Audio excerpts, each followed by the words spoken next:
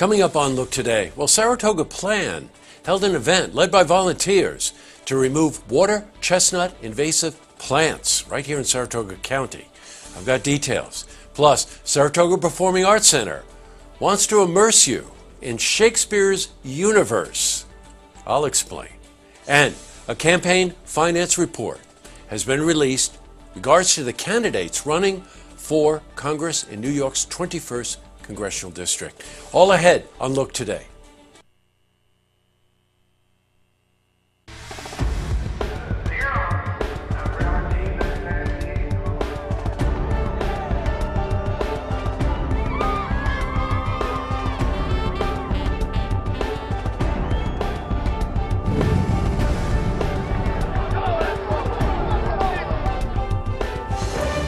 Welcome everyone, I'm Jay Hood Jackson, and this is Look Today.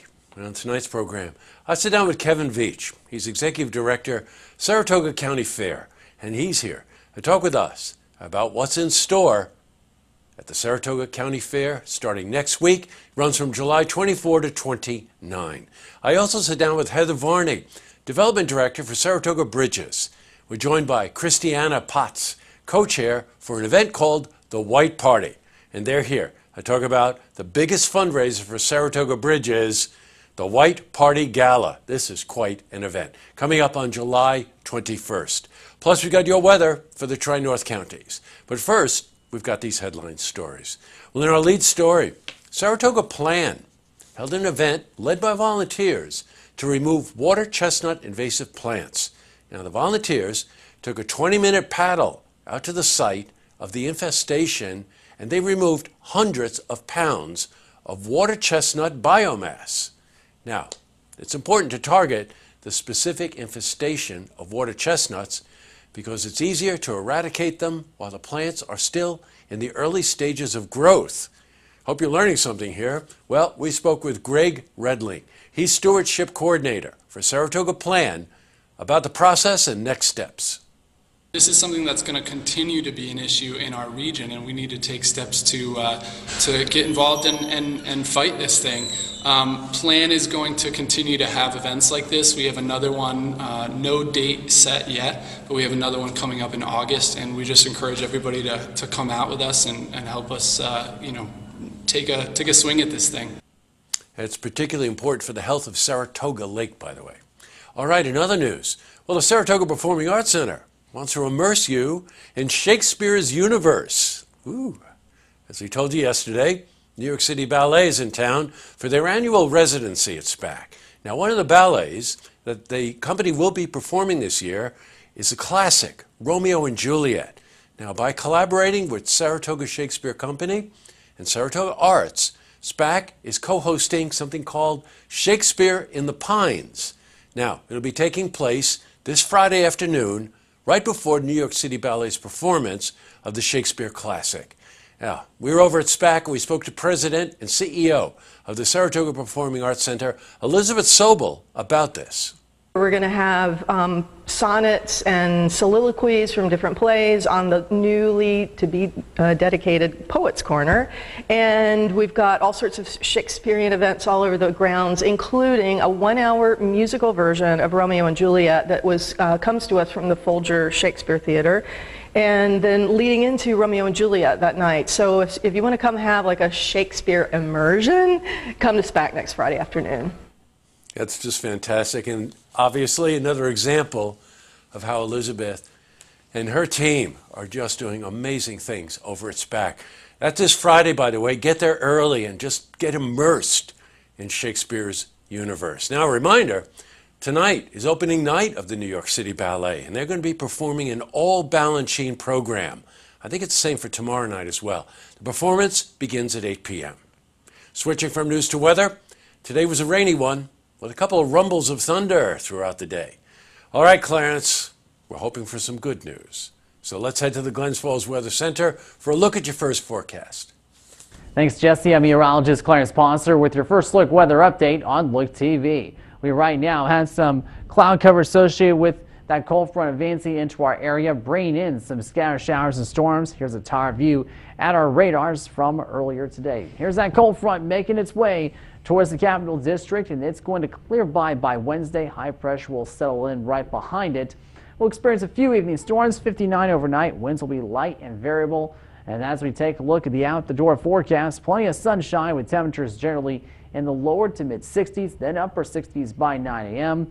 We'll rise to 81 with a north wind at 7 to 14 miles per hour. Now, here's our extended forecast. It is going to be cool for Wednesday night. Some of you may get down below 50 degrees, and we could experience that here in the Glens Falls area. Then 82 with sunshine on Thursday. We'll cool down to the lower 50s Thursday night, and a little bit hotter, of course, as we head towards Friday and Saturday. Maybe a slight chance of a shower with our next cold front by Sunday. That was your first look weather update on Look TV. I'm meteorologist Clarence Ponser. Now send it back to you, Jesse.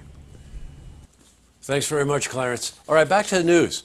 Well, a campaign finance report has been released with regards to the candidates running for Congress in New York's 21st Congressional District. Well, Republican incumbent Elise Stefanik reported a campaign fund balance of over $1.5 million.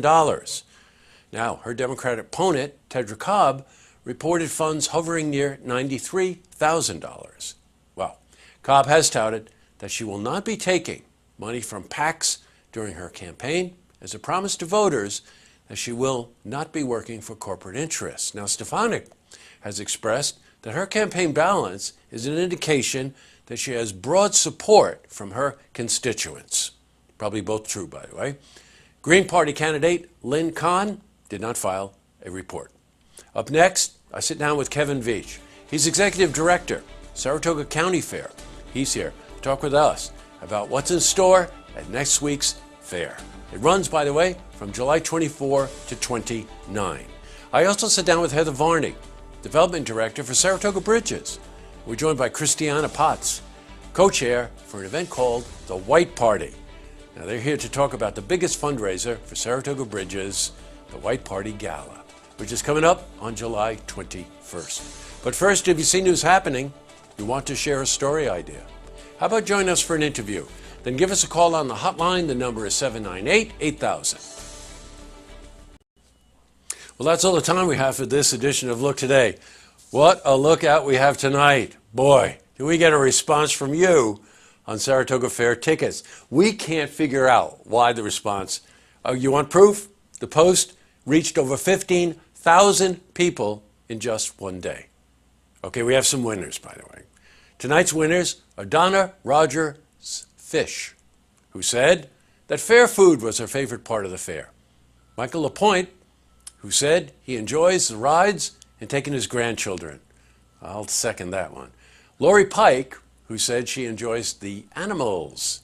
And Jennifer Mann, who says she likes bringing her son to the tractor pulls.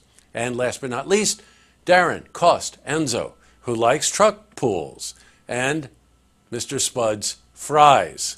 Don't you love county fairs? I'm telling you.